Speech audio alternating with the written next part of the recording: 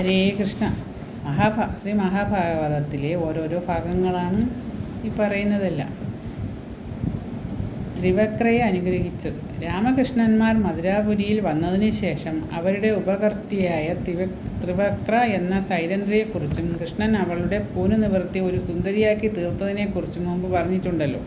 അന്ന് തന്നെ ഗൃഹത്തിലേക്ക് അവൾ കൃഷ്ണനെ ക്ഷണിച്ചിരുന്നു. തൻ്റെ ആഗമനോദ്ദേശം നിർവഹിച്ചു കഴിഞ്ഞതിന് ശേഷം അവളുടെ അഭീഷ്ടസ്ഥിതി വരുത്തിക്കൊള്ളാമെന്ന് കൃഷ്ണൻ വാഗ്ദാനവും ചെയ്തിരുന്നു. അതനുസരിച്ച് ഉദ്ധവനും ഒന്നിച്ച് കൃഷ്ണൻ അവളുടെ ഗൃഹം സന്ദർശിച്ചു. ഭക്തി കൊണ്ടും ആനന്ദം കൊണ്ടും ത്രിവക്ര ഉന്മത്തിയായി തീർന്നു. അവരെ എങ്ങനെയെല്ലാം സൽക്കരിച്ചിട്ടും അവൾക്ക് തൃപ്തിയായില്ല. ഏതാനും ദിവസം അവളെ രമിപ്പിച്ചുകൊണ്ട് കൃഷ്ണൻ അവിടെ താമസിച്ചു.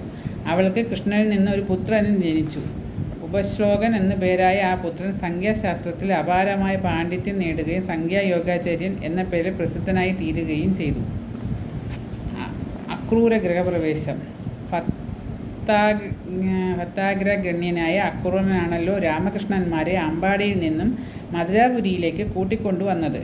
മധുരയിൽ എത്തിയ ഉടനെ അക്രൂരൻ അവരെ സ്വഗ്രഹത്തിലേക്ക് ക്ഷണിച്ചെങ്കിലും കംസനിഗ്രഹം സാധിക്കുന്നതുവരെ മറ്റാരുടെയും ആതിഥ്യം സ്വീകരിക്കുന്നതല്ലെന്ന് നിശ്ചയിച്ച് അവർ ആ ക്ഷണം നിരസിക്കുകയാണുണ്ടായത്.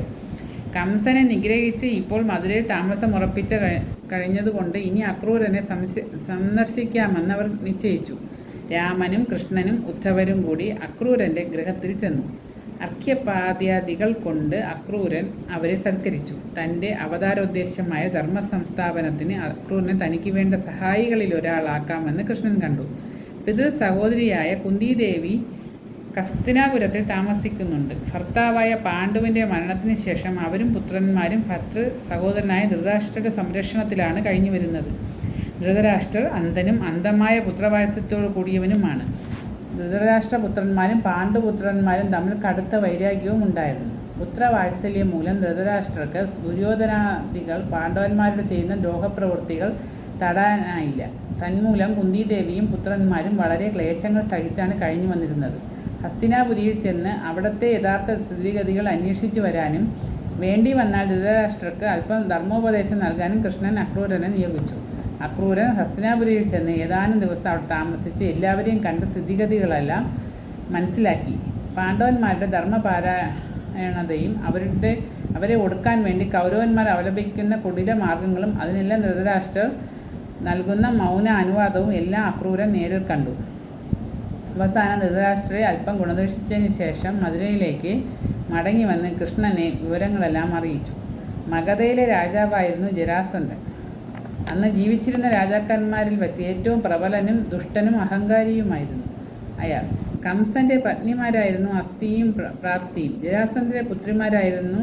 കംസൻ വധിക്കപ്പെട്ടതോടെ വിധവകളായി തീർന്ന പുത്രിമാരുടെ സങ്കടം അയാൾക്ക് സഹിക്കാൻ കഴിഞ്ഞില്ല. പ്രതികാരത്തിന് വേണ്ടി 3 അക്ഷൗഹിണി സൈന്യത്തോടുകൂടി ചെന്ന് ജരാസന്ധൻ മധുരാപുരിയെ വളഞ്ഞു. 65,610 കുതിരകളെ 21,870 ആനകളും അത്രയും തന്നെ തേരും 150,350 കാലാളും ചേർന്നാണ് ഒരു അക്ഷൗഹിണി. വേറെയും പല രാജാക്കന്മാരും അവരുടെ സൈന്യങ്ങളും അയാളുടെ സഹായത്തിനെത്തി. മധുരാപുരിയുടെ 4 ഗോപുരങ്ങളും നിരോധിക്കപ്പെട്ടു.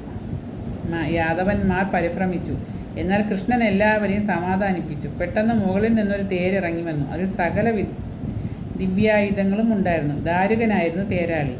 കൃഷ്ണൻ സുദർശന ചക്രവും ബലഭദ്രൻ അദ്ദേഹത്തിൻ്റെ പ്രഖ്യാതായുധമായ കലപ്പയും കയ്യിലെടുത്തു. പാഞ്ചജന്യം മുഴക്കിക്കൊണ്ട് കൃഷ്ണൻ ബലഭദ്രനും ഒന്നിച്ച് തേരിലേറി. യാദവന്മാർ ഇത് കണ്ട് ആശ്വസിച്ചു. എല്ലാവരും ആയുധധാരികളായി അവരെ അനുഗമിച്ചു. അതിഭയങ്കരമായ യുദ്ധം തുടങ്ങി. ഒരേ സമയത്ത് 4 ഗോപുരങ്ങളിലും രാമകൃഷ്ണന്മാർ യുദ്ധം ചെയ്യുന്നതായി കണ്ട് ശത്രുക്കൾ അന്താളിച്ചു. ശത്രു സൈന്യങ്ങളും ശത്രു രാജാക്കന്മാരും തുരുതുരെ ചത്തൊടുങ്ങി.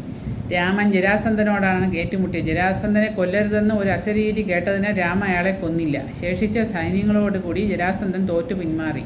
ഇങ്ങനെ പല പ്രാവശ്യം ജരാസന്ധൻ യുദ്ധസന്നദ്ധനായി മധുര ആക്രമിക്കുകയും ഓരോ പ്രാവശ്യവും പരാജിതനായി പിന്മാറുകയും ചെയ്തു.